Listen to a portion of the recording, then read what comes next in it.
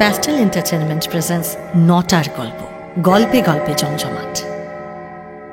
মদ্যপান ও ধূমপান স্বাস্থ্যের পক্ষে ক্ষতিকারক।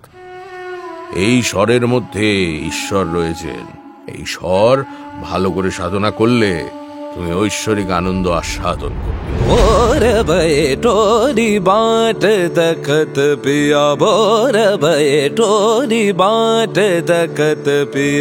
ভারতের মানুষের কাছে তুমি সুর সম্রাট হতে পারো, কিন্তু আমার কাছে তুমি একজন অন্ধকারাচ্ছন্ন ব্যক্তি। এই সঙ্গীত হলো তোমার মন্দির। মানত? কিসের মানত?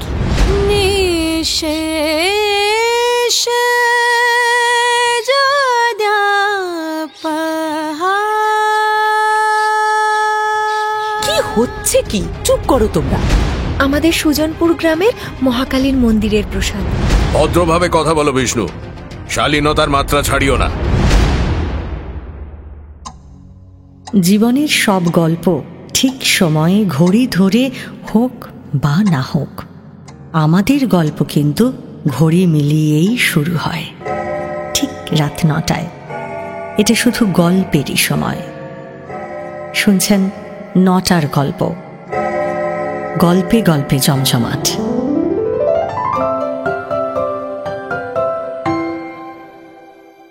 শুনছেন সৌভিক গুহ সরকারের লেখা গল্প মানত। প্রযোজনা প্যাস্টেল এন্টারটেনমেন্ট। গল্পের শেষে আজও থাকবে একটি প্রশ্ন।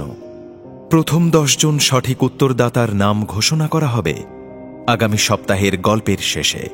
গত সপ্তাহের 10 জন বিজয়ীর নাম ঘোষণা করা হয়েছে আজকের গল্পের শেষে। শুরু হচ্ছে আজকের গল্প মানত। হ্যাঁ রে, হ্যাঁ, পণ্ডিত রামনারায়ণ ঘোষের গান শুনেছিস তুই? হ্যাঁ অবশ্যই, সে আর বলতে। কিন্তু কেন রে? ও মা, তুই ওনার গান শুনিসনি? উনি তো গান গাওয়াই ছেড়ে দিলেন। বলিস কি? কিন্তু কেন? কে জানে, বিষয়টা ঠিক স্পষ্ট নয় রে। ইস, ওর গান শুনতে এত ভালোবাসতাম আমরা সবাই, এ কেমন সিদ্ধান্ত! ইস, আমি না খুব মিস করব ওকে। পণ্ডিত রামনারায়ণ ঘোষ আর গান করলেন না। 59 বছর বয়সে যখন তার খ্যাতি আসমুদ্র হিমাচলে ব্যাপ্ত, যখন ভারতের তাবড় তাবড় ওস্তাদেরা তার সঙ্গে অনুষ্ঠান করতে পারলে নিজেদের ধন্য মনে করেন, ঠিক সেই সময় গান ছেড়ে দিলেন তিনি। সংবাদপত্রে প্রকাশিত হল, গান বন্ধ করলেন বাংলার গন্ধর্ব। পণ্ডিত রামনারায়ণ ঘোষের এই সিদ্ধান্তে তার শ্রোতারা সবাই বিস্মিত হলেন। শুধু তাই নয়, দেশ জোড়া বহু গুণী মানুষ তাকে অনুরোধ করলেন তার সিদ্ধান্ত ফিরিয়ে নিতে। শাস্ত্রীয় সঙ্গীতের জগৎ থেকে ফোন আসতে লাগলো তার কাছে। अरे पंडित जी, ये आपने कैसा फैसला कर लेना? अरे हमाके तो अमेरिका और ऑस्ट्रेलिया से फोन भी करे छिलो। ওরা চায় যে আমি আর আপনি ওখানে ট্যুরে যাই। এবারে আমি ওদের কি জবাব দেব বলুন তো? দেখুন কিষণলাল জি, আমার সিদ্ধান্ত আমি নিয়ে নিয়েছি। हाँ हाँ, वो तो समझा, लेकिन क्यों? ওটা আমি আপনাকে বলতে পারবো না। पंडित जी, ग्वालियर से जकीर खान, मुनीम खान, महाराष्ट्र से गंगाधर, संतोष कोसलकर, ये सभाई हमारे जिज्ञेस করছে कि রাম নারায়ণ জির কি হলো, क्या बात है? আমি সবার সঙ্গে আলাদা করে কথা বলে নেব। हाँ, लेकिन আমায় একটু কয়েকদিন সময় দিন কিষণলাল জি। जो आपकी मर्जी पंडित जी, लेकिन एक बात आप समझ लीजिए कि सारा हिंदुस्तान আপনাকে সোনার অপেক্ষায় থাকবে। আমরা এই শাস্ত্রীয় সঙ্গীত কা দুনিয়া মে সবাই সবাই আমরা অপেক্ষায় থাকব। আপনার যখন মনে হবে আপনি ফিরে আসবেন। কিষণলাল জি, আপনাকে আমার অনেক ভালোবাসা জানাই, কিন্তু আমি আর ফিরব না। আমার গান গাওয়া এ জীবনের মতো শেষ হয়ে গেছে। পণ্ডিত রামনারায়ণের ছাত্রছাত্রীরাও তাকে ঘিরে ধরল এবার। গুরুজি, আপনি সত্যি আর গান করবেন না? আমাদের গান শেখাবেন না? না, আমি আর গাইব না।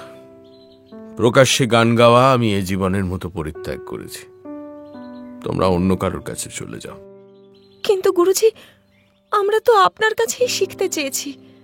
সে এখন সম্ভব নয়। গুরুজি, মাসে একবার করে অন্তত যদি... কেন বুঝতে পারছো না যে আমি আর গান গাইবো না, শেখাবো না? সমস্ত অনুরোধ উপরোধের সামনেও নিজের সিদ্ধান্তে অটল রইলেন পণ্ডিত রামনারায়ণ ঘোষ। সে অনেক বছর আগের কথা।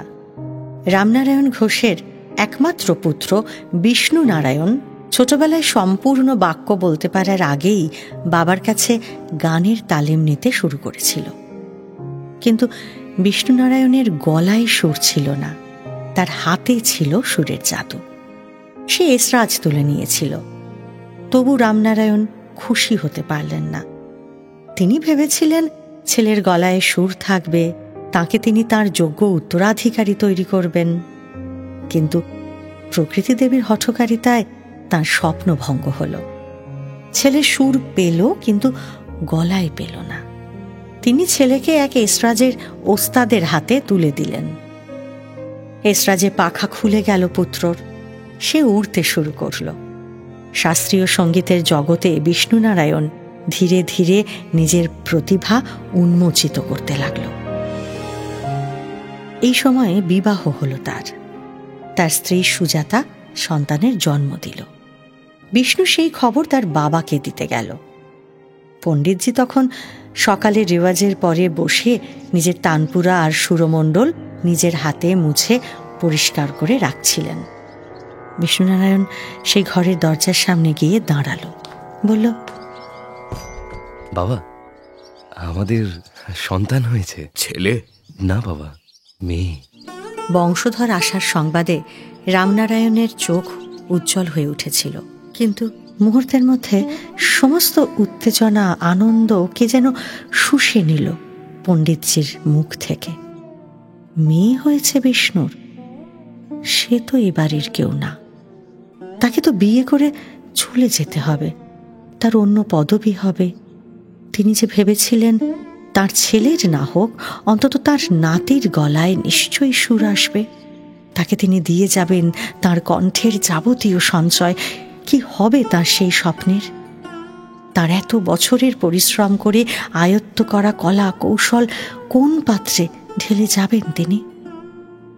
বিষ্ণুকে কিছু বললেন না তিনি। বিষ্ণুনারায়ণও আর দাঁড়িয়ে না থেকে দরজার সামনে থেকে মাথা নিচু করে সরে গেল। আর রামনারায়ণ গভীর হতাশায় আচ্ছন্ন হয়ে কোল থেকে সুরমণ্ডল নামিয়ে বসে রইলেন চুপ করে। মাঝে কয়েকটা দিন কেটে গেল। হাসপাতাল থেকে নাতনি এলো যেদিন, সেদিন সারা বাড়ি আনন্দ মুখর হয়ে উঠল। স্ত্রী মিনতি শাঁখ বাজিয়ে নাতনিকে ঘরে তুললেন। শুধু রামনারায়ণের মুখে হাসি নেই। বাড়িতে এমন একজন এসেছে যার আশাটা তিনি কিছুতেই মেনে নিতে পারছেন না। বারবার তার মনে হচ্ছিল অন্য কার যেন আসার কথা ছিল, অথচ তাকে ফাঁকি দিয়ে অন্য আর একজন এসে পড়েছে তার বাড়িতে। তিনি নাতনিকে দূর থেকে দেখলেন, কোলে নিলেন না।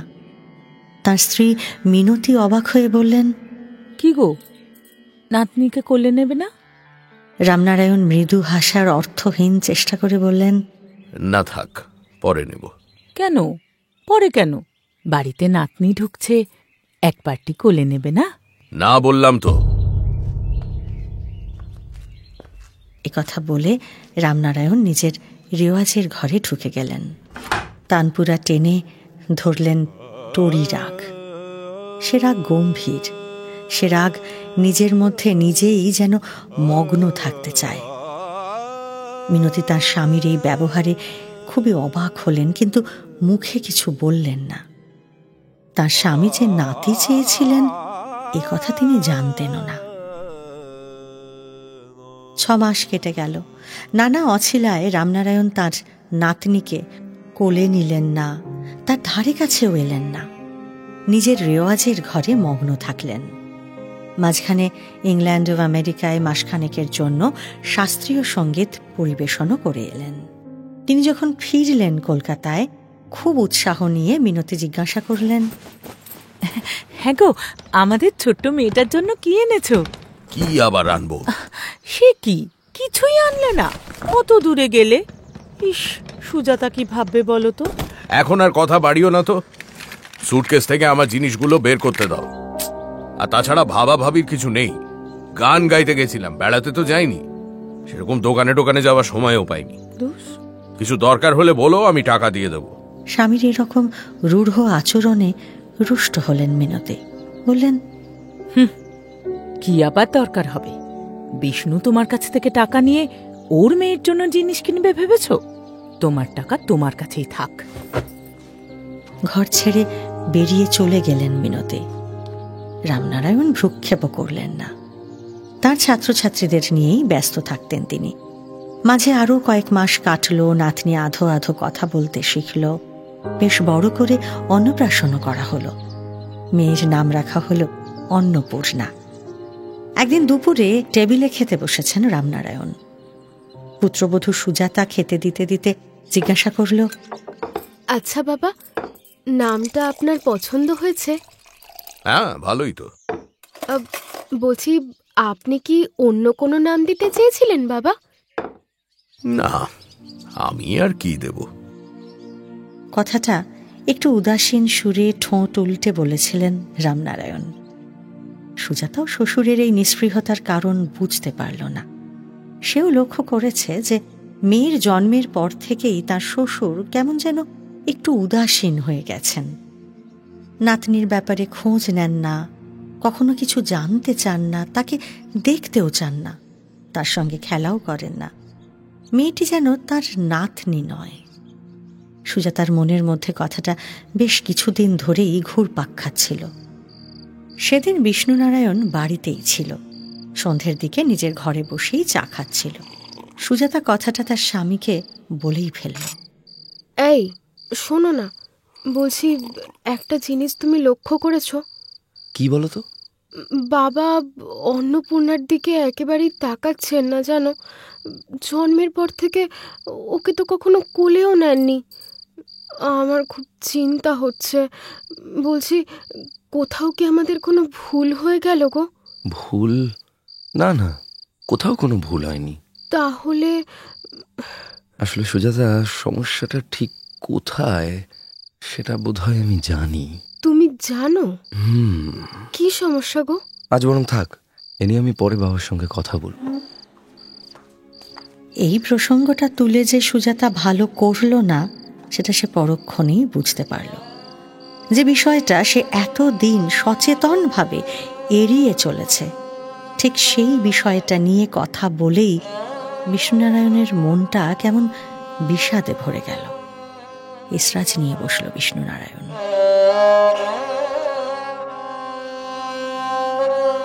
তার এসরাজের তারে তারে বেহাগের করুণ সুর কেঁদে বেড়াতে লাগলো।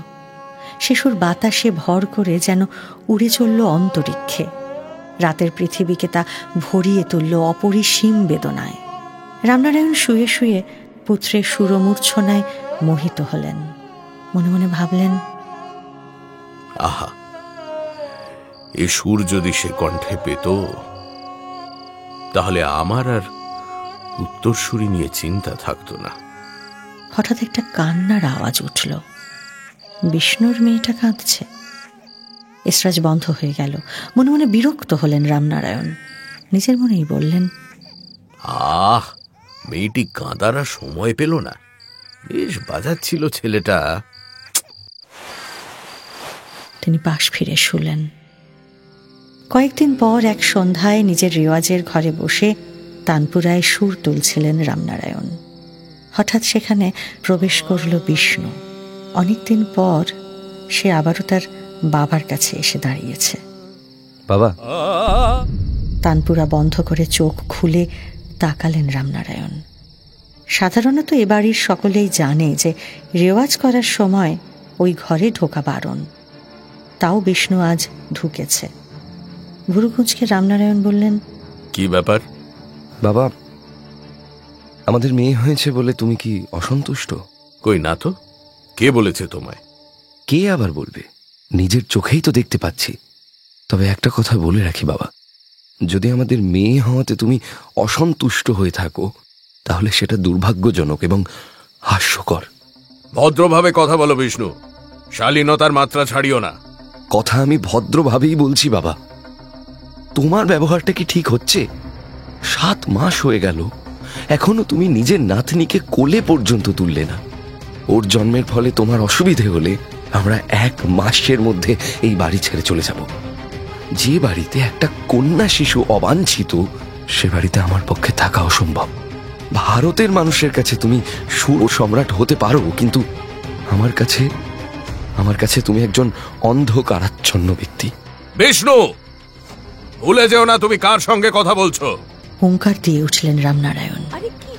তার গলা শুনে মিনতি ছুটে এলেন। সুজাতা বেরিয়ে এলো। মিনতি বলল, কি হচ্ছে কি? চুপ করো তোমরা। বিষ্ণু তখন ক্রোধে উন্মত্ত বলল, কেন চুপ করব? কিসের জন্য? বাবা দিনের পর দিন তার নাতনির কাছে যায়নি, তার দিকে ভালো করে তাকায়নি পর্যন্ত। এ তো তুমিও দেখেছো, দেখনি? মিনতি কোনো কথা বলতে পারলেন না। তিনি নিজেই এটা নিয়ে তার স্বামীকে অনেকবার বলেছিলেন। তিনি বললেন, শোন বিষ্ণু, তুই বাবা মাথা গরম করিস না, সব ঠিক হয়ে যাবে বাবা, দেখিস। কি ঠিক হবে মা? কি ঠিক হবে? কিচ্ছু ঠিক হবে না, কিচ্ছু ঠিক হবার নেই।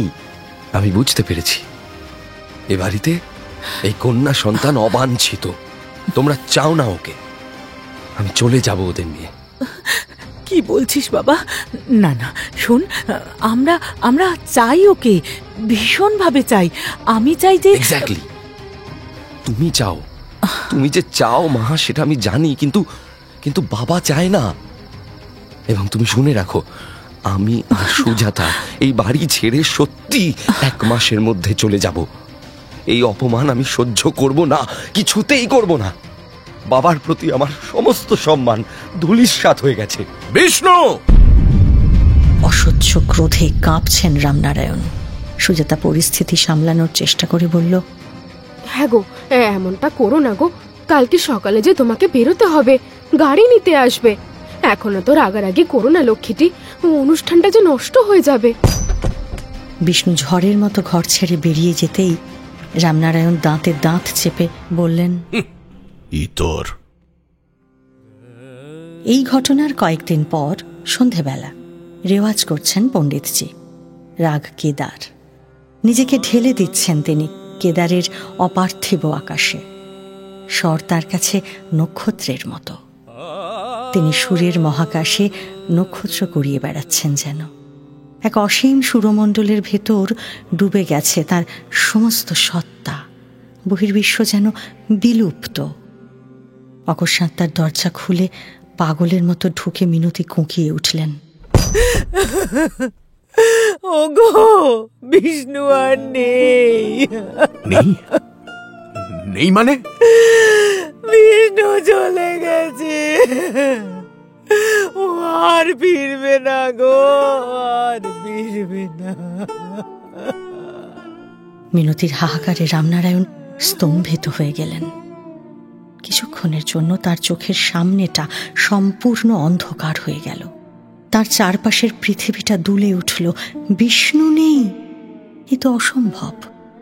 এই খবরটা কি সত্যি হতে পারে কখনো?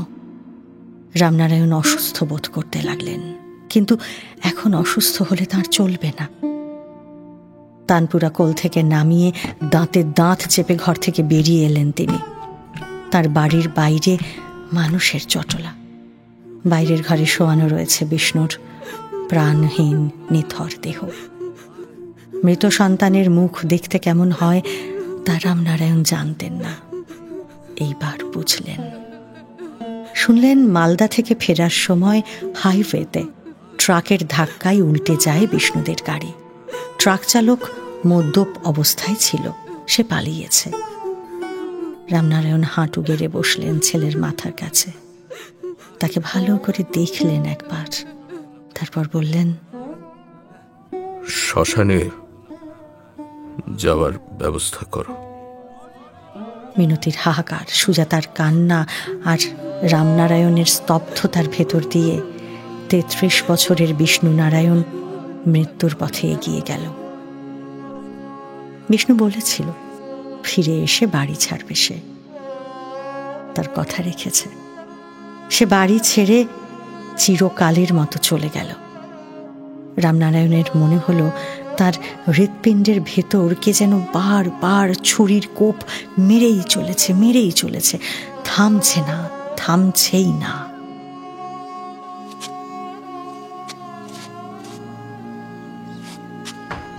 দাহকার্য সেরে এসে পণ্ডিতজি ঢুকে গেলেন তার ঘরে। এ কি হলো হঠাৎ? জীবনের মহার্ঘ ঘট ভেঙে চুরে হঠাৎ এইভাবে তছনছ হয়ে গেল কেন? এ কি তাঁর দোষেই?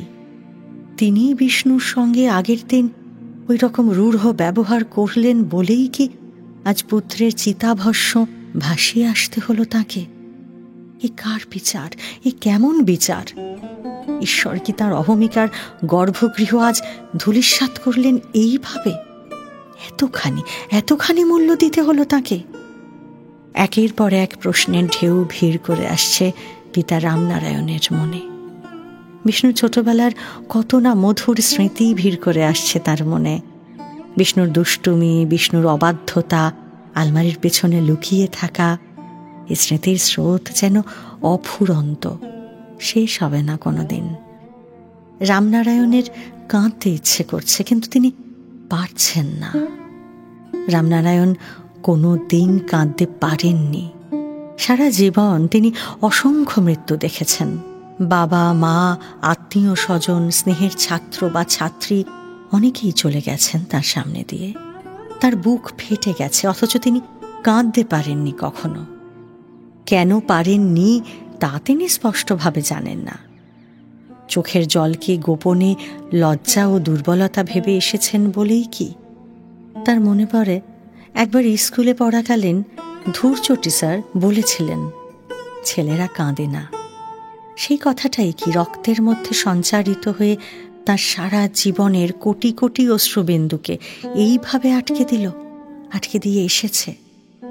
আজ পুত্র শোকে তিনি রাজা দশরথের মতো বিলাপ করতে চাইছেন, হৃদয়ের সমস্ত ভার উপুর করে দিয়ে ছেলে মানুষের মতো কাঁদতে চাইছেন, কিন্তু পারছেন না, কিছুতেই পারছেন না। হঠাৎ তার কানে এলো কান ফাটানো কান্নার আওয়াজ। কে কাঁদছে? অন্নপূর্ণা। গত 7 মাসে যাকে কয়েকবার মাত্র দেখেছেন, যার কোনো খোঁজ পর্যন্ত নেননি কখনো, সেই মেয়েটা কাঁদছে। কিন্তু কেন কাঁদছে? ওর কাছে তো আয়া আছে, সে থামাতে পারছে না।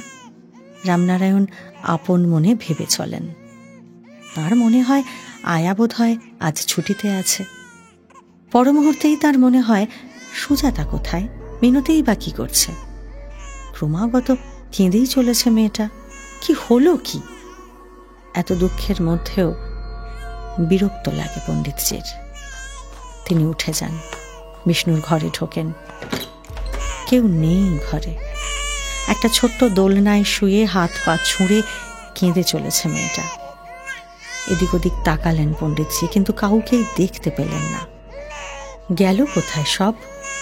ভাবলেন মিনতিকে একবার ডাকবেন তিনি।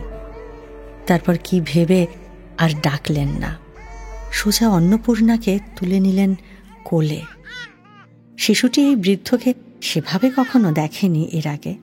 সে কিছুক্ষণ তাকিয়ে পণ্ডিতজির বুড়ো আঙুলটা মুখের ভেতর টেনে দাঁতবিহীন মাড়ি দিয়ে চুষতে লাগল এবং বিচিত্র আহ্লাদে নানা রকম শব্দ করতে লাগল। পণ্ডিতজি এই প্রথমবার নিজের নাতনিকে দেখলেন ভালো করে। কার মতো দেখতেও? বিষ্ণু। শিশুটি আঙুল চুষতে চুষতে হঠাৎ ফিক করে হেসে উঠল। পণ্ডিতজির সারা শরীরে কি করে যে স্নেহের এক বিপুল তরঙ্গ উঠল তা তিনি নিজেও বুঝে উঠতে পারলেন না। সেই অচেনা স্নেহ দুর্বার গতিতে তাকে ভাসিয়ে নিয়ে যেতে লাগলো এক সামান্য তৃণখণ্ডের মতো।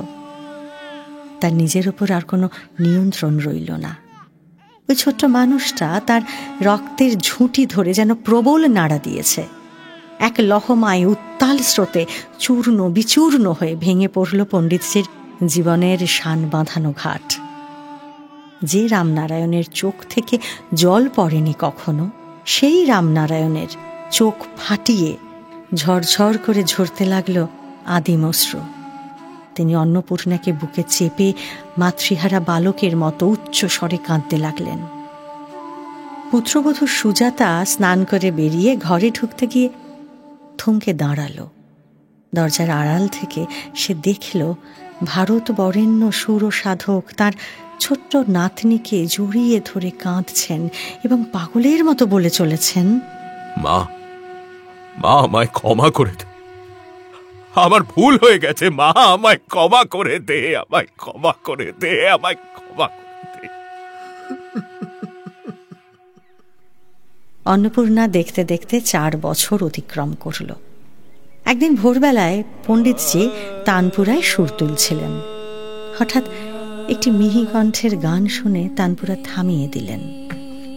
ঘরের পর্দা সরিয়ে দেখলেন বারান্দায় রাখা চন্দ্রমল্লিকা ও গোলাপের টবের পাশে একটা টুলে বসে ভোরের নীল আকাশের দিকে তাকিয়ে ছোট্ট অন্নপূর্ণা সরস্বতী বন্দনা করছে।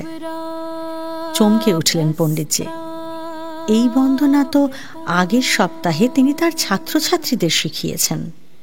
অন্নপূর্ণা তাঁর কোলে বসে ডাগর চোখে তাকিয়ে থাকত, সে শিখে নিয়েছে। মুহূর্তের মধ্যে নিজের প্রখর অনমনীয় কঠোর সাংগীতিক সত্তায় ফিরে গেলেন রামনারায়ণ।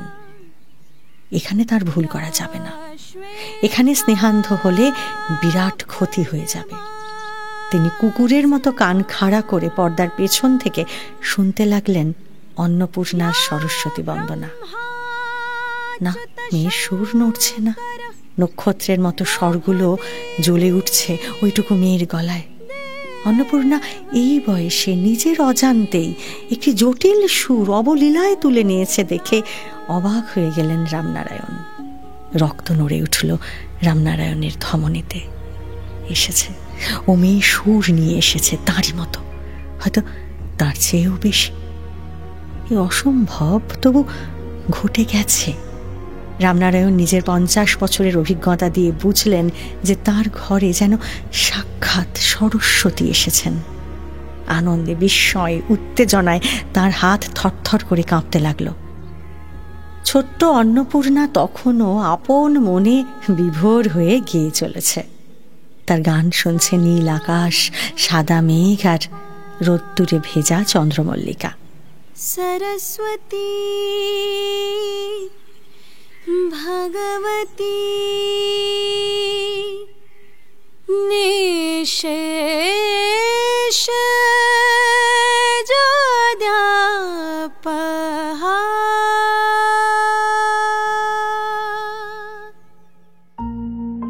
এরপর কেটে গেল আরও 3 বছর। অন্নপূর্ণাকে নিজের হাতে সঙ্গীত শেখাতে লাগলেন রামনারায়ণ। ধীরে ধীরে পদ্মের পাপড়ির মতো খুলে যেতে থাকলো ছোট্ট মেয়েটি। সে সারাক্ষণ তার দাদুর কোল ঘেঁষে বসে থাকে। পণ্ডিতজিও নাতনিকে ছাড়া অন্ধ। এমনই সময় অন্নপূর্ণার গলায় একটা কঠিন অসুখ বাসা বাঁধল। তার কথা বলা বন্ধ হয়ে গেল। গলায় অসহ্য ব্যথা। বজ্রাঘাত হলো রামনারায়ণের মাথায়। নাতনিকে সঙ্গে নিয়ে একদিন ডাক্তারের চেম্বারে যাবার পরে ডাক্তার পরীক্ষা করে বললেন, দেখুন, এ তো গলায় নডিউলস। ওষুধে গলা সারবে, কিন্তু কণ্ঠস্বরে তারতম্য আসতে পারে, এমনকি গলা কর্কশ হয়ে যেতে পারে। কি কথা বলছেন ডাক্তারবাবু? এ মেয়ের গলা কর্কশ হয়ে যাবে? ওই ঐশ্বরিক কণ্ঠ থেকে বঞ্চিত হবে মেয়েটি? আগে পণ্ডিতজি, হবেই যে তা বলছি না, কিন্তু হতেও পারে। এটা সারানোর অন্য কোনো উপায় নেই? হ্যাঁ, এখন তো বিজ্ঞানের অনেক অগ্রগতি হয়েছে শুনেছি। দেখুন পণ্ডিতজি, আমি যথাসাধ্য চেষ্টা করব যাতে ও সম্পূর্ণ সুস্থ হয়ে ওঠে, যাতে ওর গলার টোনাল কোয়ালিটিতে কোনো সমস্যা না হয়। কিন্তু একথাও সত্যি যে এই বিষয়টা আমার হাতের মধ্যে পুরোপুরি নেই। বিজ্ঞানও এখানে কিছু করতে পারবে না, এটা প্রাকৃতিক বিষয়। সুতরাং টোনাল কোয়ালিটিতে 19-20 হতে পারে, ডাক্তারের চেম্বার থেকে বেরিয়ে গভীর দুশ্চিন্তায় ডুবে গেলেন রামনারায়ণ। রাতে তার ঘুম ভেঙে যেতে লাগলো। ঘরের মধ্যে পায়চারি করতে লাগলেন পণ্ডিতজি। মাথার মধ্যে মন জুড়ে শুধু তার একটাই চিন্তা, মেয়েটার গলার স্বর পাল্টে গেলে তো আর এই জিনিস থাকবে না। ও যা পেয়েছে তা ঐশ্বরিক। এই জিনিস একবার চলে গেলে তো আর আসে না। ডাক্তার তো বিশেষ ভরসার কথা কিছু বলতে পারল না। কিন্তু তাহলে এবার আমি কোথায় যাব? হঠাৎ তার মনে পড়ল অনেক দিন আগে সুতনুকা মণ্ডল নামে এক ছাত্রী তার কাছে কয়েকদিনের জন্য গান শিখতে এসেছিল। মেয়েটি বীরভূমের সুজনপুর থেকে এসেছিল। একবার সুতনুকা তার হাতে শালপাতায় মোড়া প্রসাদী টুকরি তুলে দিয়ে বলেছিল, এই নিন পণ্ডিতজি প্রসাদ। কিসের প্রসাদ? আমাদের সুজনপুর গ্রামের মহাকালীর মন্দিরের প্রসাদ। দাও। এই যে। তা তোমরা ওসব মন্দির টন্দিরে খুব যাও নাকি? আমিও তো যাই না, তবে মা কাকিমারা খুব যায়। জানেন স্যার, লোকে বলে ওই ষড়ভুজা মহাকালীর মন্দিরের দেবী নাকি ভীষণ জাগ্রত। সেখানে মানত করলে তার ফল পাওয়া যায়। তাই নাকি? তোমরা এসবে বিশ্বাস করো বুঝি? হ্যাঁ, জানেন তো স্যার, আমার খুড়তুতো ভাই যখন ছোট ছিল তখন না একবার ওর জীবন মরণ সমস্যা হয়েছিল। ডাক্তার তো হাল প্রায় ছেড়েই দিয়েছিল। তখন আমার ঠাকুমা গিয়ে ওই মহাকালীর মন্দিরে মানত করেছিল। কি বলবো স্যার, 3-4-5 মধ্যেই আমার ভাই ভালো হয়ে গিয়েছিল। সেই থেকে আমরা ভীষণ মানি। কখনো পারলে যাবেন স্যার, খুব ভালো লাগবে। বেশ, যদি ওদিকে কখনো যাওয়া হয় তো ঘুরে আসবো একবার। আচ্ছা আচ্ছা পণ্ডিতজি, আপনি এসব দেবদেবীতে বিশ্বাস করেন না তাই না? দেখো সুতনুকা, আমি এসব নিয়ে খুব একটা ভাবি না। দেবদেবী থাকলেই বা কি আর না থাকলেই বা কি। আমি শুধু জানি যে আমাকে আমার রেওয়াজটুকু করে যেতে হবে। এই কথা আমার গুরু বিনয় প্রসাদজি আমাকে বলতেন। তিনি বলতেন, দেখ বেটা, এই স্বরের মধ্যে ঈশ্বর রয়েছেন। এই স্বর ভালো করে সাধনা করলে তুমি ঐশ্বরিক আনন্দ আস্বাদন করবে। এই সঙ্গীত হলো তোমার মন্দির। সুরের সাধনার মধ্যেই সব রয়েছে। তা ঠিক। তাই বাইরের মন্দির টন্দির নিয়ে আমি খুব একটা উৎসাহিত নই। আমার ঈশ্বর বলো, মন্দির বলো, সব এখানেই, এই সুরের ভেতরেই। অবশ্য ভারতের বড় বড় মন্দিরের কথা আলাদা। সেসব অসামান্য স্থাপত্যের জন্যই দেখি। স্থাপত্যও তো একরকমের সুর, পাথরে খোদাই করা সুর। সুতনুকা সেদিন মুগ্ধ হয়ে পণ্ডিতজির কথা শুনেছিল। সব মনে পড়েছে রামনারায়ণের। অবশেষে যে কাজ তিনি কখনো করেননি, করলেন সেই কাজ। এক ভোরে একটা গাড়ি ভাড়া করে বাড়িতে না জানিয়ে গোপনে চলে গেলেন বীরভূমের সুজনপুরের ষোড়শভুজা মহাকালীর মন্দিরে। এই জাগ্রত দেবীর মন্দিরে তিনি মানত করবেন। এর জন্য যা মূল্য দিতে হয় তিনি দেবেন, যত টাকা লাগে দেবেন তিনি। তখন বেলা গড়িয়ে দুপুর। দুধারে ধান ক্ষেতের ভেতর দিয়ে এঁকে বেঁকে চলেছে পিচের রাস্তা, দিকচক্রবালে তাল গাছের সারি। বসন্তের বাতাসে তীর তীর করছে পুকুরের জল, ঝিরঝির করছে বেতসের বন। সেই পথে লোকজনকে জিজ্ঞাসা করতে করতে অবশেষে মহাকালীর মন্দিরে পৌঁছলেন পণ্ডিত রামনারায়ণ ঘোষ। মন্দিরের ভেতর ষোড়শভুজা কালী মূর্তি। আশেপাশে কেমন একটা গা ছমছমে পরিবেশ। চারপাশটা কেমন যেন স্থির হয়ে আছে। নাকি সবটাই পণ্ডিতজির মনের ভুল? নিজের মনেই একটু চমকে উঠলেন তিনি। তারপর প্রবল বেগে মাথা ঝাঁকালেন। না, দুর্বল হয়ে তিনি পড়বেন না। প্রদীপের আলোয় সেই ষোড়শভুজা অট্টহাসিনীর দিকে তাকালেন। শাস্ত্রসঙ্গীতের ঈশ্বর হলেও পণ্ডিতজি নিজে কখনো শাস্ত্রপাঠের টান অনুভব করেননি। এভাবে একা একা কোনো মন্দিরে এসে দাঁড়িয়েছেন কি তিনি কখনো? না, মনে করতে পারলেন না পণ্ডিত রামনারায়ণ ঘোষ। তবে ওই বিগ্রহের মুখে কি যে অপার রহস্য রয়েছে, নির্নিমেষ নয়নে সেই দিকেই তাকিয়ে রইলেন জগৎ বিখ্যাত সুরসম্রাট। তার কাছে কি কিছু চাইছেন ওই কৃষ্ণকামিনী? কি চাইছেন? সৃষ্টি সংসারের যিনি সর্বশক্তি স্বরূপিণী, তার কি সত্যি কিছু চাওয়ার থাকতে পারে? নাকি অগ্নিশিখার আলো আধারিতে মোহময় ওই মুখখানা পণ্ডিতজির মনের আয়নায় বদলে গেছে? তার নিজের মনের প্রতিফলনই ওখানে দেখছেন তিনি। এমন অভিজ্ঞতা এর আগে আর কখনো ঘটেনি তার। মনের মধ্যে অদ্ভুত এক উথাল পাতাল শুরু হয়ে গেল। কিছুক্ষণ চুপ করে দাঁড়িয়ে রইলেন পণ্ডিত রামনারায়ণ ঘোষ। নিজেকে একটু সামলে নিলেন। যা করতে চলেছেন তিনি, তার জন্য নিজের প্রতি মায়া মমতা কিছুই থাকলে চলবে না তার। নিজের প্রতি নিজে কি এতখানি নিষ্ঠুর হতে পারবেন রামনারায়ণ? গভীর একটা শ্বাস নিলেন। পারতে তাকে হবেই। ধীর গম্ভীর কণ্ঠে পূজারীকে ডেকে পণ্ডিতজি বললেন, ঠাকুরমশাই, আমার নাতনির নামে একটা পুজো দিতে চাই। ও, পুজো দেবেন? তা বেশ কথা। আপনি এই কাগজে নাতনির নাম, আপনার নাম আর গোত্র লিখে আমাকে দিন। রামনারায়ণ সব লিখে দিলেন। এই নিন ঠাকুরমশাই। হ্যাঁ, আর একটু বলুন খরচাপাতি কিরকম পড়বে? আগে এখানে টাকা নিয়ে পুজো দেওয়ার কোনো রীতি নেই।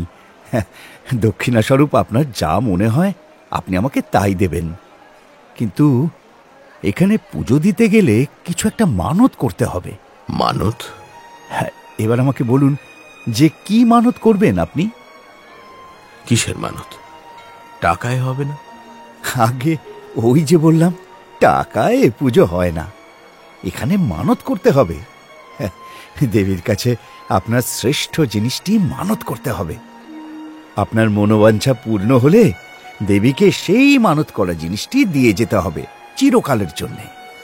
না হলে যার নামে এই পুজো, তার উপর দেবীর কোপ পড়তে পারে। জানেন, এই মহাকালী দেবী খুব জাগ্রত।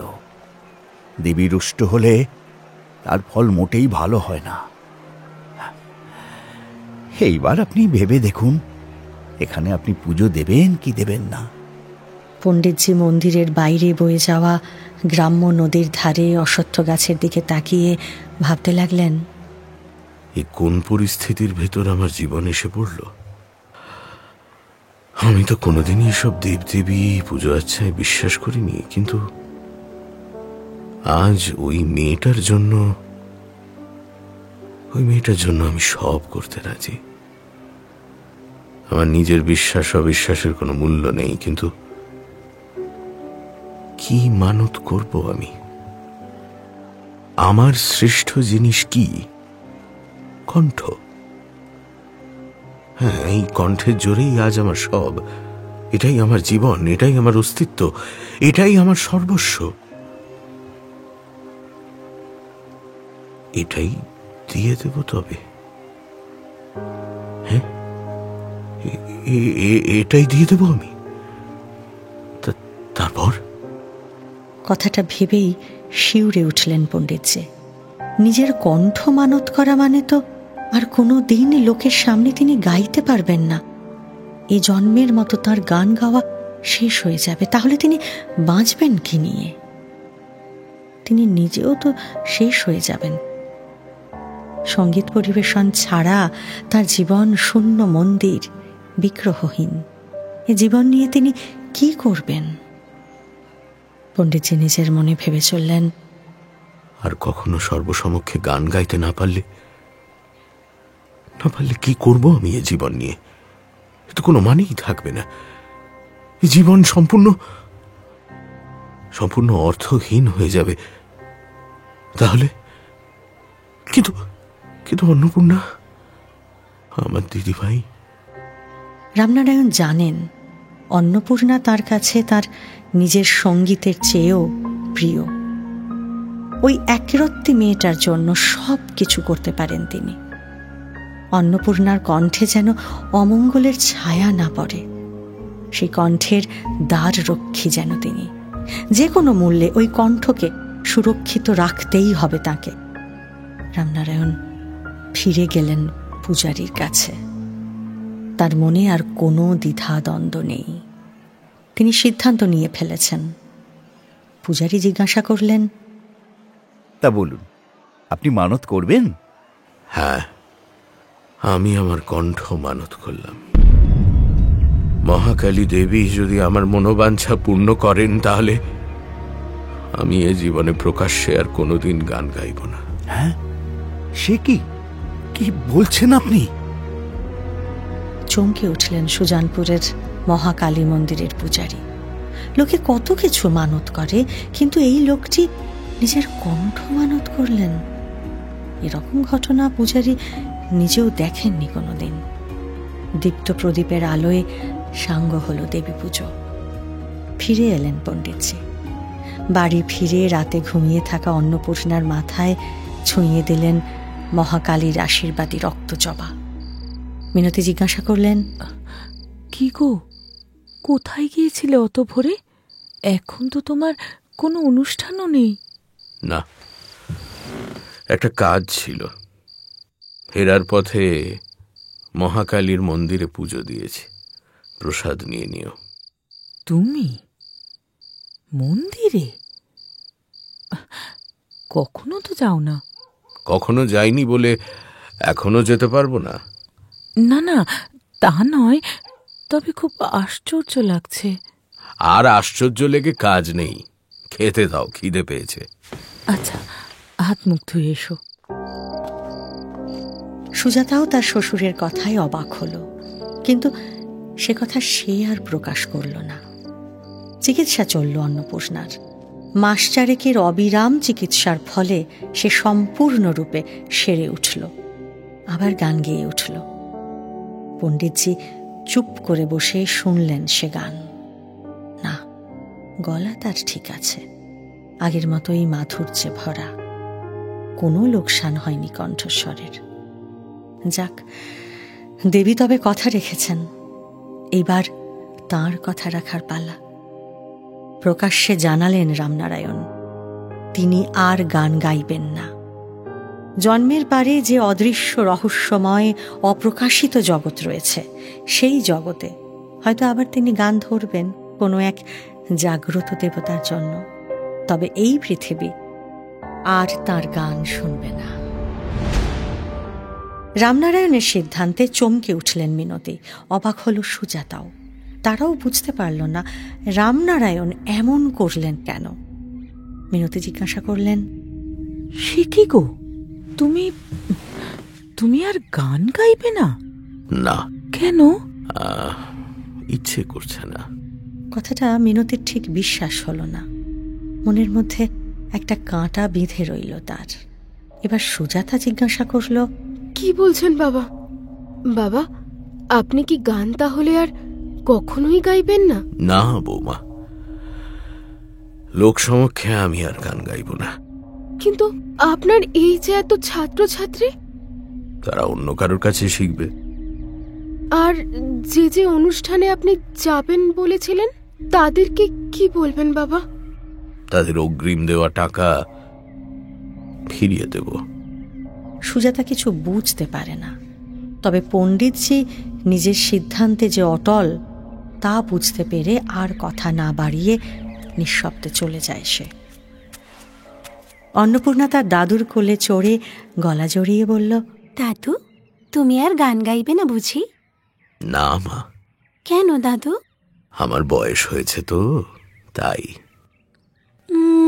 তাহলে কি হবে দাদু? মা, এখন আমি শুধু তোর জন্য গান গাইব, এই ঘরের মধ্যে। তুই আর আমি একসঙ্গে গাইব, কেমন? সত্যি দাদু? তবে তো খুব মজা হবে, বলো? পণ্ডিত রামনারায়ণ জানেন যে যোগ্য উত্তরাধিকারী তিনি পেয়ে গেছেন, তাকে তিনি তৈরি করবেন নিজের সর্বস্ব উজাড় করে দিয়ে। পণ্ডিতজি এ কথাও জানেন যে এমন একদিন আসবে যেদিন এই বকের ছানার মতো রোগা মেয়েটা তাকেও ছাপিয়ে যাবে অবলীলাক্রমে। ছোট্ট অন্নপূর্ণাকে কোলে বসিয়ে তানপুরায় সুর তোলেন পিতামহ।